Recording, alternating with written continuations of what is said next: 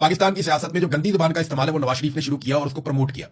आज तक जितनी गंदी गालियां और जितना गंद उछाला गया पाकिस्तान की सियासत में लीडर्स की सतह के ऊपर, उसमें सबसे आगे नवाज शरीफ और नवाज शरीफ की पार्टी रही। वर्कर्स की बात नहीं कर रहा, पार्टी की बात कर रहा हूं, लीडर्स की बात कर रहा हूं। गंदी गालियां देने वाले लोगों को नवाज शरीफ और शहबाज शरीफ ने अपने बीच में खड़ा करके शाबाश दी। जो जितनी गंदी गाली देता है वो नवाज शरीफ और उसकी बेटी और उसके भाई के ज्यादा करीब चला जाता है। तो नवाज शरीफ ने तो हमेशा गंदी बातें की है।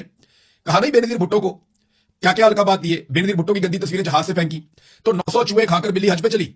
ये मिसाल यहां पे ठीक आती है कि मैंने जनाब कभी किसी पे तनकीद नहीं की। नवाज शरीफ की सारी सियासत जो है वो दूसरों पर तनकीद और दूसरों पर कीचड़ उछालने की सियासत है। अंग्रेजों के कुत्ते न लाने वाला इन्होंने अपने मुखालिफिन को कहा, जरदारी को सड़कों पे ना घसीटा तो मेरा नाम शहबाज शरीफ नहीं है। ये भी हमने इनके मुंह से सुना। तो इन भाइयों ने अपनी सारी सियासत में दूसरों के ऊपर गंद और कीचड़ उछाला है। अब ये शराफत की बात नहीं कर सकते कि मैं वो नवाज शरीफ नहीं हूं। हाँ जी, आप वही नवाज शरीफ है जिनके रिकॉर्ड बयान पड़े हुए हैं। आप चाहेंगे तो आपको निकाल के सुना भी देंगे। और आपकी बेटी ने जितना गंद मारा हुआ है, जिस तरह के अल्फाज उन्होंने इस्तेमाल किए हुए हैं अपने मुखालिफिन के बारे में, वो भी रिकॉर्ड के ऊपर पड़े हुए हैं। अब कोई कैसे रोक लेता आपको जब आपने डील ही कर दी। एक दफा आपने मुशर्रफ से डील कर दी, दूसरी दफा आपने बाजवा से डील कर दी, तो 2 मरतबा डील करके आप पाकिस्तान से बाहर निकल गए।